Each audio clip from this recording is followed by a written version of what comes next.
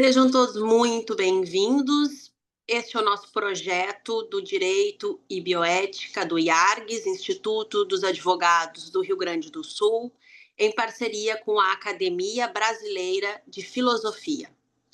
É uma grande satisfação hoje receber mais um convidado para conversar sobre uma temática de hiperconectividade, o vazio existencial e burnout.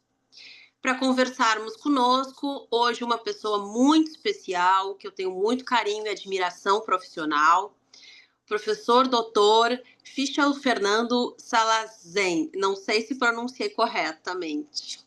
Slagen. Lahen, ok. Professor Fernando é rabino, doutor em filosofia, com pós-doutorado em bioética, membro titular da Pontifícia Academia para a Vida do Vaticano. Buenos días, profesor Fernando. Es un honor darle la bienvenida a nuestro proyecto. Y gracias Buen por día. aceptar nuestra invitación. Permítame hablar en portugués para mí que mi discurso sea más fluido. Entonces, para iniciar esta conversa, nós temos algumas questões que estão em volta desta temática. Quando então nós falamos em hiperconectividade, excesso que nos aliena, ruído existencial e sobrecarga de estímulo, estamos sempre então ligados, mas esvaziados de uma atenção e de uma presença efetiva. Qual seria a sua avaliação desse tempo de excesso sem profundidade? Bueno, muchas gracias por invitarme. Para mí es un honor estar aquí. Eh, es una pregunta muy interesante y avísenme si hablo muy rápido español, entonces voy a hablar un poco más lento para que sea más entendible. Gracias. Eh, el fenómeno de la hiperconectividad no es solo un dato tecnológico, sino fundamentalmente es un dato antropológico. En muchos artículos o papers que he escrito, sostengo que el problema no radica en la mera disponibilidad de medios digitales, sino en cómo estos medios digitales configuran nuestra percepción del tiempo, configuran nuestra percepción del prójimo y configuran nuestra percepción de nosotros mismos también. La vida hoy, siempre activa, siempre en on, ¿no es cierto?, genera una ilusión de productividad, genera una ilusión de plenitud, pero en realidad lo que está haciendo es promover una superficialidad que vacía de contenido los vínculos y la interioridad, la sociabilidad de la persona como tal. En la tradición judía, por lo menos, que es la que yo tomo como marco de análisis en múltiples escritos, nos enseña que el tiempo humano debe ser interrumpido y debe ser resignificado, cosa de que hoy no existe.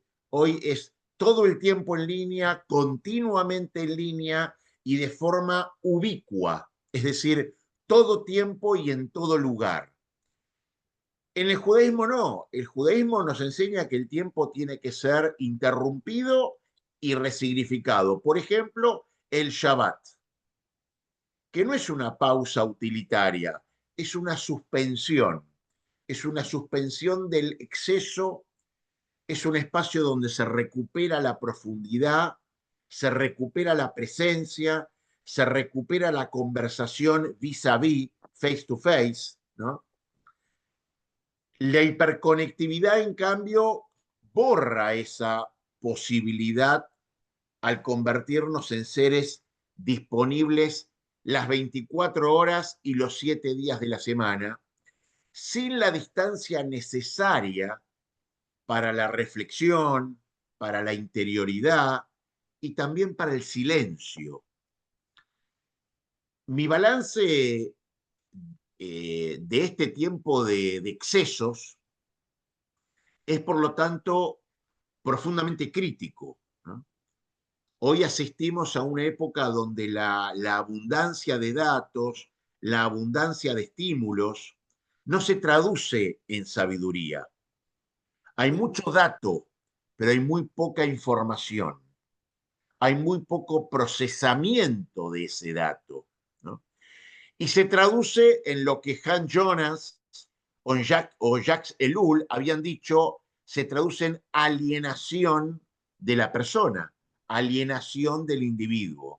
Es decir, la hiperinformación genera desorientación. El ruido sofoca la escucha y la hiperactividad anula la presencia.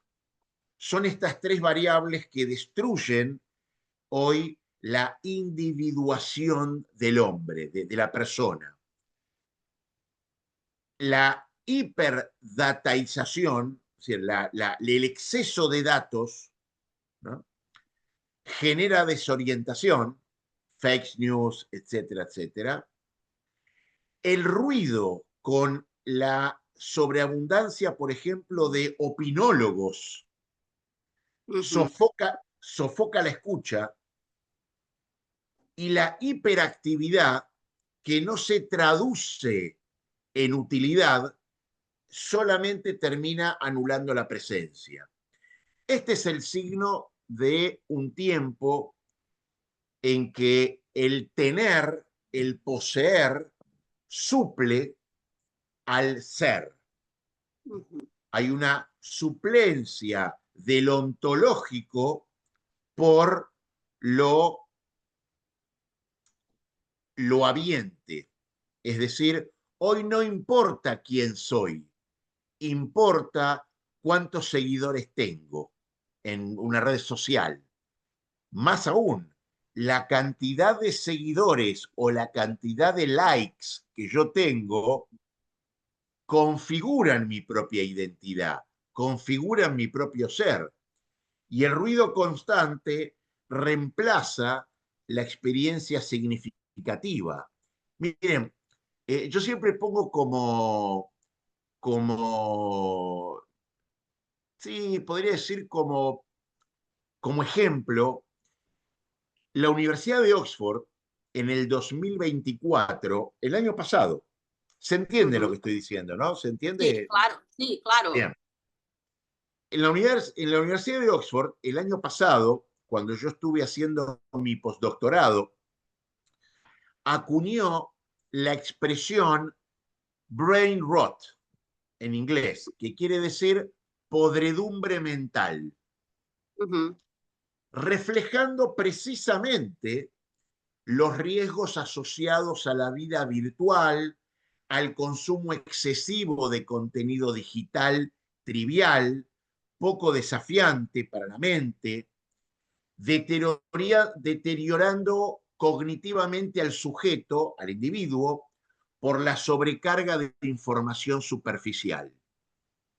Es decir, con esta expresión, brain rot, la Universidad de Oxford lo que hizo fue expresar, resumir la fatiga mental que afecta la concentración, que afecta el pensamiento crítico y la capacidad de reflexión. Tratando de concientizar sobre la problemática contemporánea de la degradación intelectual, fundamentalmente en la capacidad de concentración, el pensamiento crítico, la memoria, tres variables esenciales para el razonamiento.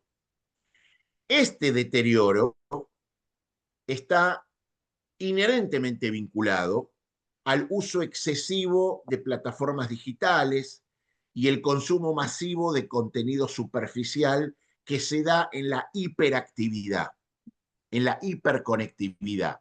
En otras palabras, la mente, la mente está estudiado en la neurociencia que demanda, que requiere estímulos profundos para formar conexiones neuronales fundamentales para el aprendizaje, para la creatividad, para la reflexión.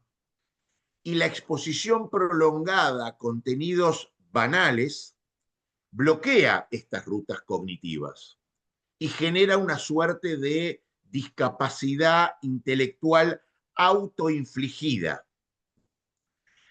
Hay estudios posteriores de este año, durante este año, ¿no? Durante el 2025, que también vinculan la interacción prolongada con múltiples voces superficiales o poco fundamentadas con el deterioro emocional y cognitivo, reduciendo la capacidad de juicio crítico. Y esto hoy se refleja también en los medios masivos de comunicación, cuando uno puede ver que hay programas que en lugar de tener técnicos o autoridades en determinada materia, tienen opinólogos, opinólogos que producen fatiga, que producen ruido y que por ende producen ese daño. Esto ya estuvo de alguna forma advertido por Hannah Arendt en su libro La vida del espíritu, cuando ella decía que el juicio requiere pensamiento y requiere tiempo, porque es un proceso, ¿no?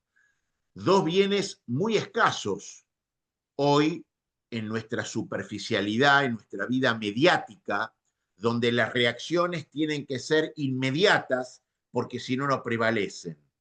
Más, Pierre Bourdieu, en un artículo que él tiene que se llama Sobre la televisión, él denuncia hace muchos años cómo los medios masivos de comunicación consagran lo que él decía expertos instantáneos, ¿no es cierto? Que son básicamente opinólogos, personas que son llamadas a hablar no por su competencia, por su autoridad, por su sapiencia, sino por su disponibilidad, por su fama, por su popularidad, por su pertenencia o estilo mediático, donde hoy lo importante no es tener algo relevante para decir, sino tener algo que resuene, que atraiga o que venda, ¿no? Algo marketingizable. Entonces, la reflexión profunda queda relegada frente al impacto superficial y hoy gana quien grita más fuerte, quien dice el mayor disparate o quien se indigna más rápido. Es decir, desde lo social hay una sobrecarga opinológica que generó un efecto contrario al deseado, que es la indiferencia. Es decir, hoy ya nadie cree en nadie, hoy es todo superficial, es todo banal, se perdió esa sensibilidad para distinguir una voz autorizada de una opinión, lo que era la doxa de la episteme en los antiguos griegos, y en términos políticos, esta erosión del saber, y bueno, conlleva una democratización perversa de la ignorancia, donde la democracia se transforma en una tiranía de masas, ¿no? Donde se deslegitima la experiencia profesional, el saber científico, y se fomenta un relativismo en donde toda consideración, toda opinión, toda afirmación tiene igual peso, se diluye la diferencia entre consideración fundamentada y un slogan y un lema, un prejuicio de una consideración, todo básicamente pasa a hacer lo mismo. Pero no se trata de callar voces, ¿no es cierto? Se trata de jerarquizar las voces que en verdad valen. Porque el problema hoy no es que todos opinen, sino el desconocer que no toda opinión tiene valor. Ese es el problema. Y hasta que no se entienda esto, vamos a seguir asistiendo a un espectáculo ruidoso, superficial, profundamente irresponsable y también idiotizante, ¿no? Siempre cayendo en la trampa donde eh, la opinión que más grita es la que tiene mayor valor, en la trampa de la opinión que tiene mayor impacto es la que vale, eh, y eso es lo que ha provocado la fatiga. Y la fatiga ya está instalada. Lo que ahora viene es el descrédito, ¿no? Y después de no reaccionar, va a haber y se está comprobando que la ciudadanía comienza a tener un silencio cínico. Por ejemplo, ayer aquí en Argentina hubo elecciones, ¿no? Sim. Votó el 50% del padrón. La mitad de la gente no fue a votar. Hubo un abstencionismo. A la gente ya no le importa, porque ya no cree en nadie, ya está fatigada de todo esto, lo que llama un silencio cínico y, por supuesto, las graves consecuencias de una sociedad que deja de creer que pensar vale la pena. Sem dúvida. Professora, tu comentando com a tua resposta, eu fiz algumas anotações que é justamente no mesmo sentido que eu, né, algumas reflexões que eu trago dentro deste tema, que justamente vem aumentando cada vez mais esta ausência de reflexão crítica. São muitos conteúdos, eu não vou nem chamar de informação, porque muitas vezes nem é uma informação propriamente dita, são conteúdos que são postos e jogados em muitos meios, em muitas mídias, e uma quantidade sem qualquer profundidade. Então, é muito fácil hoje nós vermos que, com poucas leituras de alguns conteúdos, há aqueles que acreditam que já são experts em determinados assuntos e, na verdade, não tem qualquer essência de profundidade no conteúdo, né? E da mesma forma, quando tu fala sobre a política, hoje nós temos a engenharia psicológica por trás de todas essas mídias, principalmente das mídias sociais, e reconhecem os nossos perfis e nos entregam os conteúdos dentro daquela bolha ao qual nós nos identificamos e somente naquele cenário, né? Então, cada vez mais, as pessoas vêm ficando alienadas e com uma ignorância do contraditório ou de informações mais precisas ou com informações com fontes mais confiáveis, porque elas se afunilam é um lugar comum e um lugar que lhes é sim, confortável receber somente o conteúdo que elas acreditam que seja válido, digamos assim, né? E ao mesmo tempo, e aí já fazendo um link, uma ligação para uma nova questão, esse mesmo vazio de conhecimento, ele é um vazio também nas nossas relações, né? Aonde as nossas relações interpessoais vêm cada vez mais se ficando, a gente já, eu acredito até que nós chegamos a ultrapassar aquela ideia de Morin, né, da modernidade líquida, das relações fluídas, elas estão hiperlíquidas, hiperfluídas, né? E esse aumento de comparações entre as pessoas, aonde tu bem colocaste que o que importa é o quantos likes ou quantos seguidores ou o que eu tenho e não o que eu sou, esse vazio de interno, né, do que as pessoas buscam uma nas outras. Então, dentro disso, essa sociedade hiperestimulada, hiperveloz, ela está muito frustrada e desalinhada, né, insatisfeita. A idealização, então, intangível e essa comparação constante, ela aceleram esse crescimento desse vazio existencial?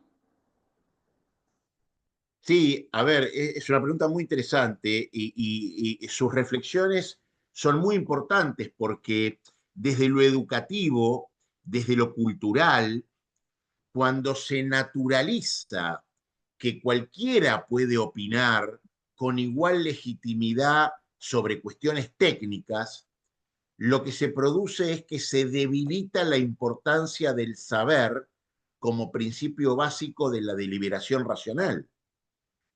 Porque no todo es opinable, ni toda opinión es válida, y mucho menos todo opinador es digno de ser escuchado en igualdad de condiciones. El conocimiento, la experiencia y el estudio riguroso, como tú bien has dicho, el estudio riguroso, la formación académica, deben recuperar su valor en la conversación pública. Y así como también las competencias argumentativas, que hoy prácticamente ya uno diría que es casi imposible de ver, porque de lo contrario, todo se vuelve ruido, todo es ruido, ¿no?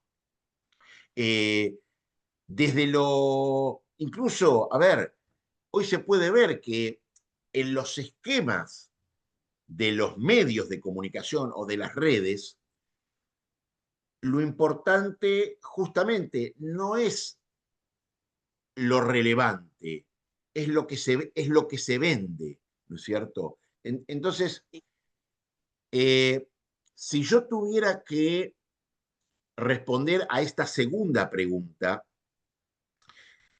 podría decir que, sin ninguna duda, la lógica de la comparación permanente y de la idealización intangible es una de las principales causas de la frustración contemporánea. El problema central no es la falta de medios, sino la hipertrofia del deseo en una cultura que pone estándares inalcanzables y ficticios, ¿no? Las redes sociales se han transformado en escenarios de autoexposición donde el otro deja de ser mi prójimo o un prójimo, alguien con quien construyo un vínculo ético, sino Uhum. que el otro es convertido en un espejo distorsionado que me devuelve mi insuficiencia, en una identidad virtual, ¿no? En una escisión de mi identidad donde yo puedo ser alguien físico y alguien totalmente distinto en lo virtual, ¿no? Y esta cultura de la comparación fomenta un vacío existencial porque sitúa la medida de la vida en parámetros irreales, en parámetros netamente consumistas. No se trata de una simple competencia como la que podemos tener en muchísimos ámbitos, sino que se trata de una lógica que convierte la vida humana en un escaparate de apariencias, en una vidriera de apariencias, donde lo intangible, que es el estatus, el reconocimiento, los seguidores, los likes, ¿no? Valen más que la experiencia encarnada, concreta y real. El resultado, bueno, es una sociedad que corre rápido, pero sin ninguna dirección. Es una sociedad ansiosa por alcanzar modelos de éxito, pero que no existen y que en el fondo nunca pueden satisfacernos. Es una sociedad voluptuosa, donde se desea aquello que no se puede alcanzar y eso genera mayor deseo y un círculo vicioso, ¿no? Sin poder nunca satisfacernos. Ahora, frente a esto, la tradición filosófica y la tradición bíblica nos recuerda que la dignidad humana no se mide por lo que se ostenta, ni tampoco se mide por la mirada ajena, sino por la responsabilidad que uno tiene con el otro y con uno mismo. Y allí creo que radica el verdadero antídoto frente al vacío, ¿no es cierto? En una sociedad que deliberadamente hoy es destradicionalizante, que pretende borrar todo tipo de tradición, porque la tradición es el único ancla para provocar ese antídoto contra ese vacío, que le da profundidad y que lucha contra la superficialidad, contra la banalidad, y lo que puede llegar a reconstruir un sentido que no depende de la mirada externa, sino de la autenticidad del obrar, del compromiso ético. Eh, hay casos, hay casos muy patentes. Por ejemplo, hoy se sinonimiza, se iguala lo biotecnológicamente posible con lo bioéticamente aceptable. Ujú. Basta con que sea técnicamente posible para que No, deba ser éticamente aceptable, ¿no es cierto? Es decir, lo técnicamente posible es condición sine qua non para que sea éticamente aceptable, o al revés, lo éticamente aceptable es casi un mero correlato de lo técnicamente posible, porque se diluyó, se borró, se erosionó, ¿no? la, la norma axiológica, la axiología, la actitud del carácter conductivo predominante en una sociedad cuyo cimiento es filosófico o religioso. Los marcos axiológicos son los que se borran y son los que proporcionan las categorías conceptuales, las formas de pensamiento, las premisas básicas para evaluar normativas.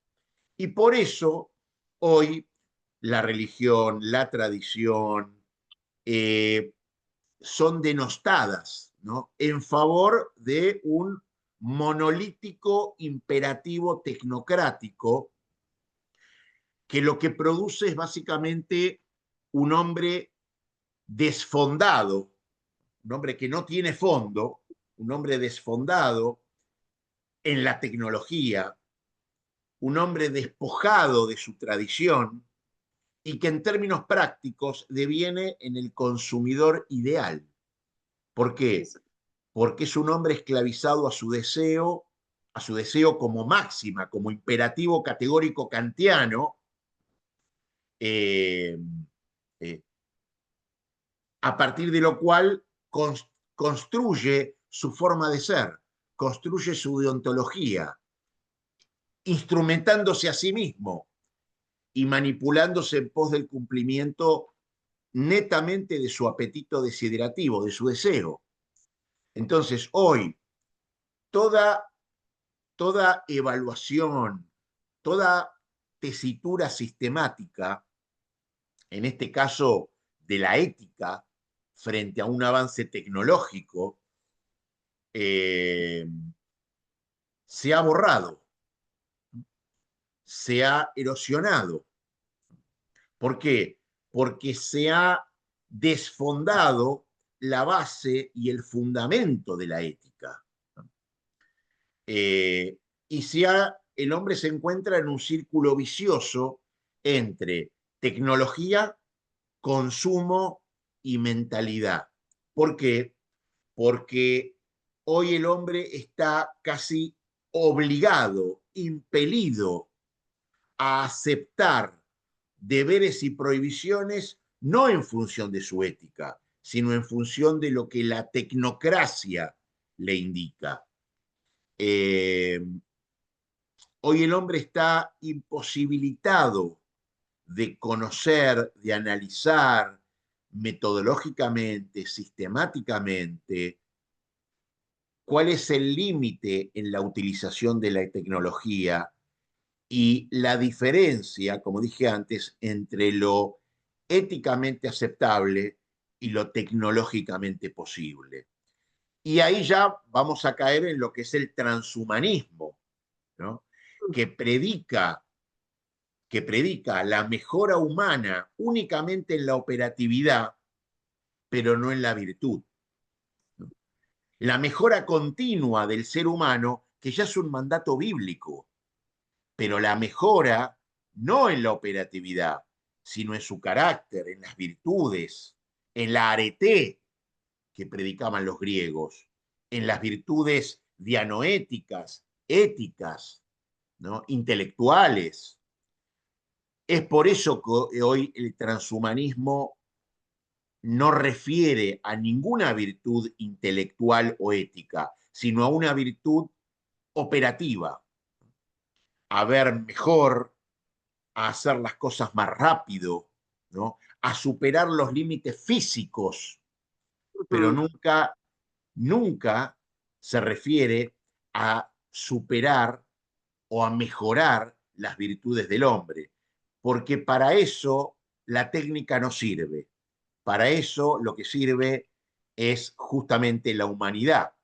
Entonces, cuanto más desfondado estemos en la tecnología, menos vamos a exacerbar nuestra humanidad, porque la tecnología se concibe como un fin en sí mismo y no como un medio, ¿no es cierto? O sea, es el antagonismo de Kant, es la utilización del ser humano como instrumento de sí mismo, en lugar del imperativo categórico que es nunca, nunca concibas al ser humano como un medio, sino como un fin en sí mismo.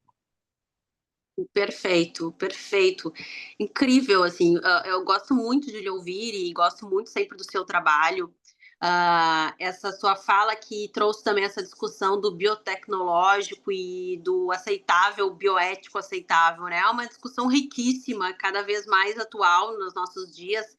E na semana passada ou retrasada, eu fui convidada a fazer uma discussão dentro de uma da universidade aqui do Rio Grande do Sul, da URGS, da nossa federal, sobre a obra Admirável Mundo Novo, né? Que tanto nós discutimos na bioética e ela hoje vem retomando essa sua, assim, ela está mais atual do que nunca, né? Essas discussões do Admirável Mundo Novo, que, ao meu ver, nunca foi uma obra do futuro. Ela, em todos os seus momentos históricos, ela tinha as suas relações com o que estava acontecendo. E ela traz justamente isso, né? A instrumentalização do ser humano, tanto por questões da própria reprodução humana, que talvez seja o que mais comentam na obra, né? Aquela reprodução humana totalmente tecnológica e dissociada do humano, né? Da constituição através do humano, e tanto quanto a tecnologia do consumo, né? E quando também a gente traz, a gente retira do humano na obra a sua essencialidade, que é justamente os sentimentos da dor, da frustração, do amor, da paixão, do cuidado, da maternidade, das Mira, relações mira, monogâmicas, né? perdona, ahí respecto de los cuidados, tienes un ejemplo excelente. Tú has dado en la tecla. Hoy se están invirtiendo millones y millones de dólares en lo que se llaman los carebots, que son Aham, robots de cuidadores, ¿no es cierto? Pero aquí la pregunta bioética es, los carebots, los robots cuidadores, mejoran la calidad de vida de la persona a quien tiene que cuidar o simplemente estamos automatizando el abandono? Y la respuesta depende de si una máquina puede suplir la dimensión moral y afectiva del cuidado. Y la verdad es que no. La verdad es que hoy se está incurriendo en un riesgo de crear relaciones sin reciprocidad real entre un ser humano y una máquina. No hay reciprocidad real entre un ser humano y una máquina. La máquina puede simular empatía, pero no la experimenta, ¿no? Uhum. La ética del cuidado radica en cuidar, en que cuidar no es solo ejecutar tareas, sino estar afectivamente presente, algo que un robot, un CareBot, por ahora no puede replicar. Esa es la instrumentación del hombre, exactamente. Exatamente, exatamente. E também na tua questão anterior, quando dentro da tua resposta, eu também fiz uma anotação que tu traz o aspecto da superficialidade, da aparência, né? E do intangível. As questões hoje que hoje nós estamos cada vez mais, as pessoas dentro dessas redes sociais, se comparando e buscando num círculo vicioso sem fim algo que é absolutamente intangível, de uma perfeição, de um, né, assim, uma ideologia de algo que é perfeito, mas que na verdade, se nós formos olhar a vida efetiva dessas pessoas, elas estão absolutamente vazias, absolutamente sem qualquer propósito, né? Cada vez mais, como tu comentaste, correndo num vazio sem nenhum caminho, sem nenhum destino. E isso a gente percebe porque os números apontam um aumento de doenças de saúde mental, né? Creio eu que está muito correlacionado essas questões. E aí, já trazendo um gancho para uma outra questão, a gente tem essa tecnologia, então, aí, essa automatização, com uma promessa de facilitar, de auxiliar, de desencarregar o humano, garantindo maior tempo para que ele busque o seu bem-estar. Porém, o que percebemos é absolutamente o contrário, né? Mais conectados, mais esgotados, mais tarefas, mais necessidade de responder a todos, a todo tempo, a todo instante. Qual a sua visão sobre este fenômeno e qual essa ligação sobre as questões, por exemplo, inclusive sobre o burnout? Bien.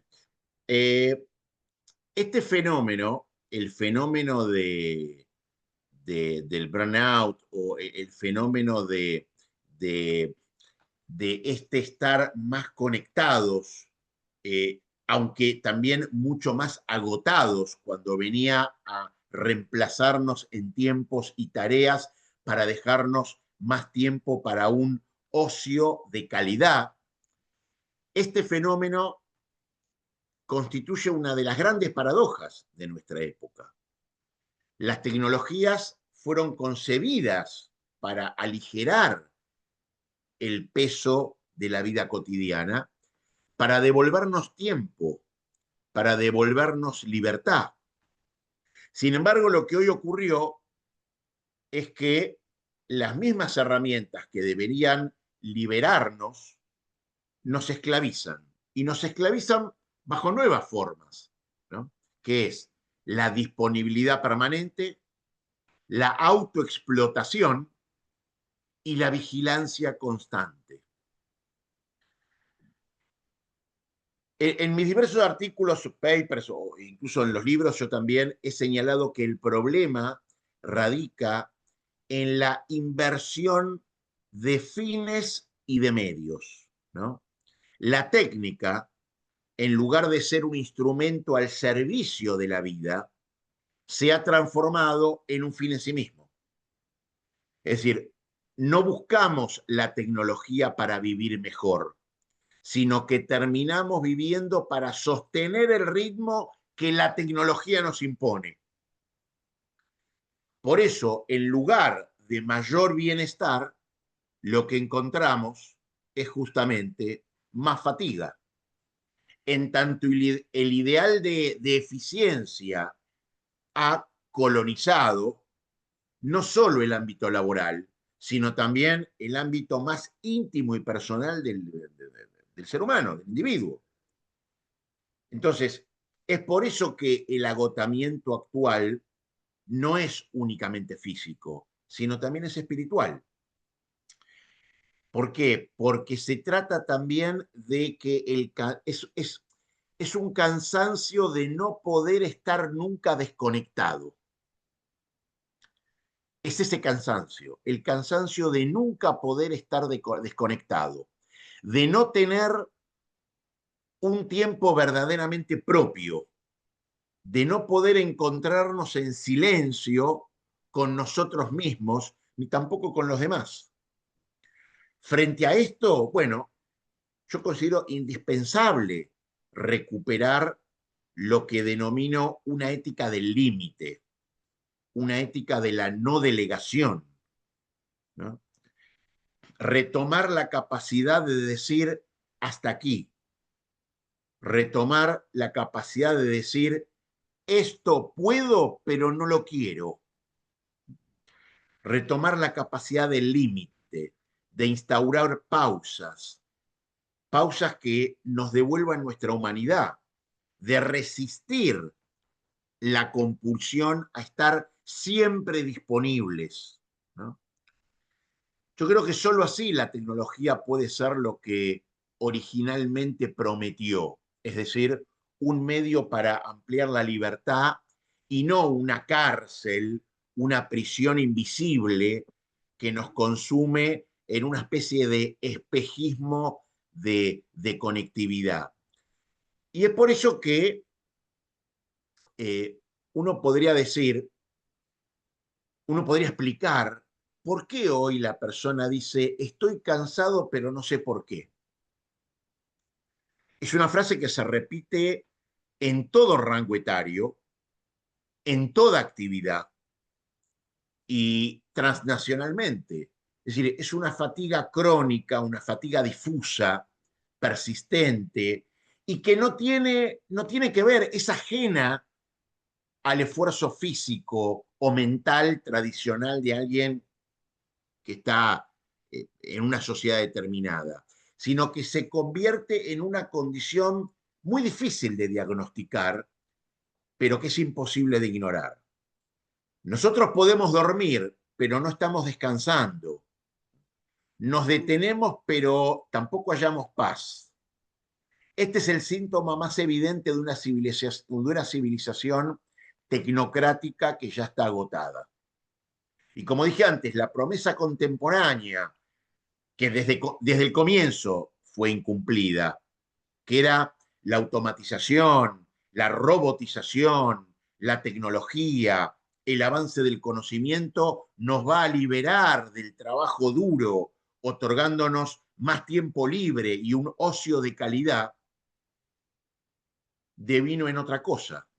Hoy la realidad es que las herramientas digitales, lejos de liberar tiempo, lo que han hecho fue ampliar el terreno de lo que se espera de nosotros. La hiperconectividad nos permite trabajar desde cualquier lugar y por lo tanto se prevé que trabajemos en todo momento, porque en todo momento estamos conectados. Sí. Y así como en el pasado, hace un siglo y medio, la opresión era externa, impuesta por estados, por estructuras sociales, hoy la opresión se desplazó hacia el interior de cada individuo, ¿no? Pasando de una sociedad disciplinaria del tú no puedes a una sociedad del rendimiento cuyo mandato es sí, tú puedes, ¿no es cierto? Entonces, más que libertad, es una nueva forma de coacción donde el sujeto posmoderno, convencido de su autonomía, se convierte en su propio explotador, ¿no? Es un fenómeno que hoy se llama Byung-Chul Han, un autor chino, lo llama la sociedad del cansancio, cuyo diagnóstico claramente no es médico, es cultural, es el exceso de positividad, ¿no? La autoexplotación como el principio responsable de esta fatiga que es la nueva pandemia, ¿no? Pero todo bajo una apariencia de libertad y de autoemprendimiento. El individuo posmoderno lo que hizo fue interiorizar el mandato de rendimiento y por eso ya puede prescindir del amo, porque él ya se explota a sí mismo. Es decir, es una mentalidad de crecimiento muy mal interpretada, ¿no es cierto? Que se sinonimiza crecimiento con autoexigencia patológica, ¿no? Y lo que produce es una disminución de la tolerancia a la frustración. Hoy los jóvenes cada vez tienen menos tolerancia a la frustración, incapacita para la aceptación de los límites y lo que hace es exacerbar el burnout bajo el mito del rendimiento perpetuo. Entonces, ya, ya no se encuentra sentido eh, en nuestras labores, en nuestros trabajos, ¿no? Nos vemos obligados a reinventarnos constantemente, muy temerosos de quedar obsoletos, ¿no? Y de quedar irrelevantes. Eso produce mucho agotamiento existencial. eh, y esto ha llegado incluso a la colonización del propio cuerpo, ¿no? El cuerpo físico, ¿no? Como recurso a optimizar, a medicalizar y un Ujú. recurso a controlar donde el sueño, el ocio o incluso la discapacidad son vistas como o vistos como obstáculos a la eficiencia, ¿no? Por eso hoy hay muchos autores también que señalan que la nueva obsesión contemporánea con la salud, con el fitness, ¿no es cierto? Y con la longevidad, por supuesto que es muy bueno en cuanto a mantener niveles saludables, pero que no responde hoy tanto a un genuino cuidado de la salud, sino a una lógica de autoexplotación donde envejecer, con sus naturales consecuencias, es sinónimo de fracasar en la carrera por hacer, ¿no? Reforzando la ansiedad, el sentimiento de insuficiencia. Es decir, hoy hay un nuevo perfil del sujeto actual, del individuo actual, como ansioso, acelerado, hiperconectado y autovigilado. Y ese es el precio que el individuo paga por haber renunciado a la verdad, al orden, al arraigo. Entonces, ese agotamiento, ese burnout, es el resultado de haber desmantelado los marcos tradicionales de sentido como la familia, la religión, la comunidad, de lo cual ya habla Roger Scruton, ¿no?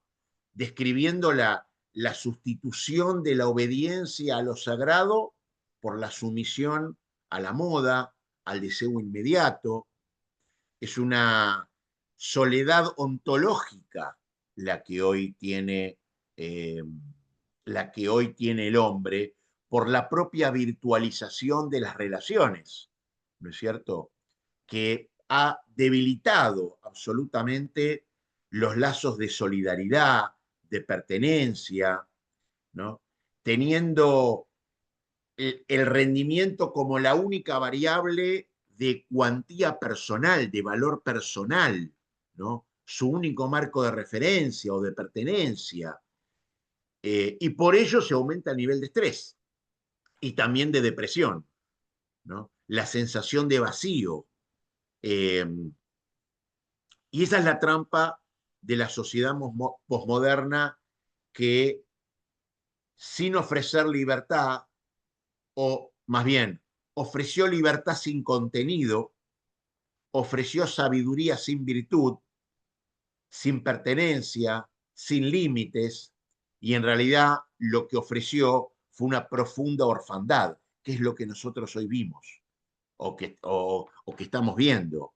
Eh, es como si nosotros tomáramos un cuerpo, le extirpáramos los órganos, pero le exigiéramos funcionalidad. Sí. Estamos produciendo personas sin corazón, pero esperamos iniciativa de esas personas, ¿no? Hemos quitado todo tipo de valores en la sociedad, pero esperamos hombres virtuosos. ¿Y cómo vamos a esperar un individuo virtuoso si le quitamos valores? ¿No? Si hemos reducido la dignidad a únicamente la eficiencia y la diligencia, no podemos esperar dignidad, ¿no? Es decir, involucionamos de la ciencia a la magia, básicamente. Digamos, en un tiempo donde el conocimiento se ha acelerado, el hombre ha involucionado de la ciencia a la magia.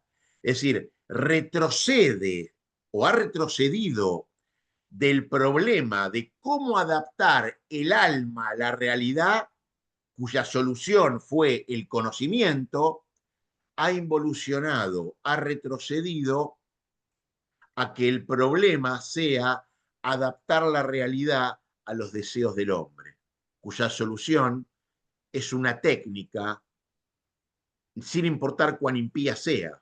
Retrocedió de la ciencia a la magia, retrocedió del conocimiento, la autodisciplina y la virtud a una técnica que eso era la magia, cómo adaptar la realidad a los deseos del hombre, ¿no? Y esta involución se produjo ya hace varias décadas y que ha afectado muchísimo a todo el occidente y ha dejado al hombre, al ser humano, flotando en una cultura nihilista de autoexplotación, de ansiedad, de vacío, ¿no es cierto? Eh, un hombre absolutamente desarraigado, en donde trata de llenar su vacío con una multitarea digital, ¿no? Con una hiperestimulación que básicamente lo que hace, y volvemos al principio, disminuye la concentración, aumenta cada vez más la fatiga mental, generando una especie de estado de alerta permanente que agota todos los recursos internos del individuo. Y por eso el burnout no se soluciona con coaching, Sí. con pausas, ¿no? Sino que es un síntoma de haber desprovisto radicalmente de moralidad el tiempo. El tiempo ya no tiene moralidad. El cuerpo no tiene moralidad. El alma no tiene moralidad. No es que hoy estamos trabajando demasiado. Estamos trabajando sin saber para qué ni para quién estamos trabajando. ¿No es cierto? No tenemos comunidad, no tenemos fidelidad, no tenemos visión del bien. Eso es lo que nos agota, ¿no es cierto? Eh, bueno, eso es lo que produjo la posmodernidad y el progresismo, que en verdad no nos liberó de nada, salvo nos liberó del sentido existencial, razón por la cual hoy no hay descanso posible, ¿no? Ni físico ni espiritual, porque ya no se trata solo de estrés laboral, hay una forma de agotamiento cultural relacionado con la falta de propósito, con la saturación de estímulos, con la presión permanente por estar en marcha, ¿no? Ahora, recuperar los valores, la internalidad, no implica abandonar el trabajo, rechazar la tecnología, sino implica devolverle el peso moral al tiempo, devolverle el peso moral al cuerpo, a la existencia. Pero para eso es necesario restaurar los vínculos con lo trascendente, con los valores, porque no hay salud mental sin raíces, no hay descanso si no hay límites, no hay libertad si no hay verdad. Emmanuel Levinas, ya hace 30 años, 40 años, ¿no? ya describía en uno de sus libros que se llama Nueve enseñanzas talmúdicas, y luego también lo secundó Roger Scruton cuando dice que la libertad no es arbitrariedad, ni autonomía si no hay una restricción. Es decir, la libertad no es arbitrariedad desiderativa ni autonomía sin ningún tipo de restricción. La libertad debe estar limitada por normas sociales, por leyes, por tradiciones que nos preceden y que son las que sostienen la propia comunidad, son las que otorgan sentido a la comunidad y que siempre está condicionada a la responsabilidad. Por eso yo creo que el verdadero antídoto para este problema, para este burnout, como para toda enajenación, el burnout siendo parte de esta enajenación, no es el rechazo, no es el desapego, no es la autoayuda y mucho menos la evasión. Es la reposición de lo que nunca debimos perder, que es nuestra naturaleza relacional, nuestra naturaleza ética como fundamento del arraigo cultural, del arraigo axiológico y del arraigo comunitario. Eu adorei quando tu colocaste que nós estamos passando por nós temos uma autoexploração, hoje a exploração é nossa, né, interna de cada um, mas com o slogan de liberdade, né? É, é, Claro.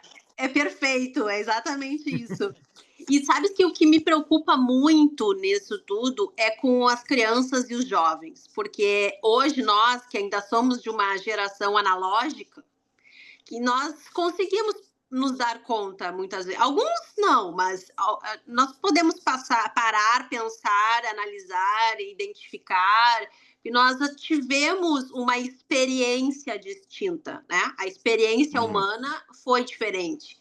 Mas a experiência daqueles que ingressam neste mundo que ele é de autoexploração, de uma busca incessante, de uma conectividade absoluta, ele tem um esvaziamento e um prejuízo de aprendizado físico, emocional, psicológico, espiritual, Y social, de la identidad, y el e de basamiento de identidade, la identidad.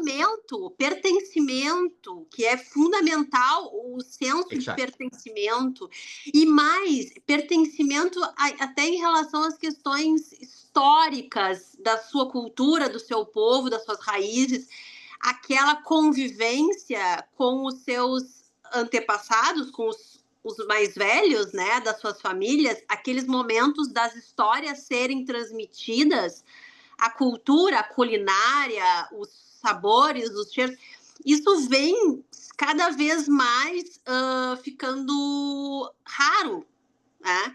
Isso me preocupa muito com essas gerações que a tendência é que se nós não tivermos uma mudança, nós vamos ter cada vez mais adultos insatisfeitos e cada Tal vez cual. mais adultos desconexos, né? Desconexos com si próprio. Tal cual. Tal cual. Tal cual. Y cuanto más uno pierde esa identidad, cuanto más uno diluye, ¿no?, la noción del yo, la anula. Y la anulación de la noción del yo, coherente y diferenciado de un otro, produce justamente estas concepciones erróneas de justamente de un yo diluido en una masa, ¿no?, en una ideología política, ¿no?, en un reduccionismo político que ignora todo tipo de individualidad, ¿no es cierto? Y eso hoy lo vemos en las polarizaciones políticas, ¿no es cierto? En donde básicamente se le exige al individuo, ¿no?, un colonialismo simbólico para que renuncie a su singularidad y que sea aceptado, ¿no?, en su sentido de pertenencia. y por eso vemos las grandes polarizaciones políticas, los grandes eh, eh, fanatismos políticos, porque al anular la identidad se anula el yo, se anula el pensamiento crítico y se anula todo tipo de individuación y el ser humano pasa a ser un mero engranaje de un movimiento, ¿no es cierto?, al servicio de algo impersonal. Perfeito, exatamente. Es un sujeto Exatamente. sin historia. Hoy Sem es un sujeto sin historia, sin identidad, que sirve, al único fin que sirve es a un poder impersonal. Es un engranaje, otra vez, es la peor instrumentalización del hombre. Exactamente. Isso, está se repetindo a história de uma forma mais grave ainda. Tal cual, tal cual. Professor Fernando, muito obrigada. Graças por todo pela sua disponibilidade. Eu sei que a sua agenda é bastante concorrida. Lhe agradeço imensamente. Eu gosto muito do seu trabalho e foi uma honra poder lhe ouvir e conversarmos um pouco sobre essa temática. Realmente foi uma. Lhe agradeço profundamente. No, por favor, el agradecido soy yo, a disposición para cualquier otra entrevista y un saludo muy grande a mis hermanos de Brasil. Eu também aos nossos argentinos. Fiz a minha formação de mestrado em bioética na Argentina, ao qual tenho muito carinho. Muchísimas gracias. Muito obrigada, tenha uma ótima semana. Foi um prazer tê-lo conosco. Igualmente, igualmente. Até breve.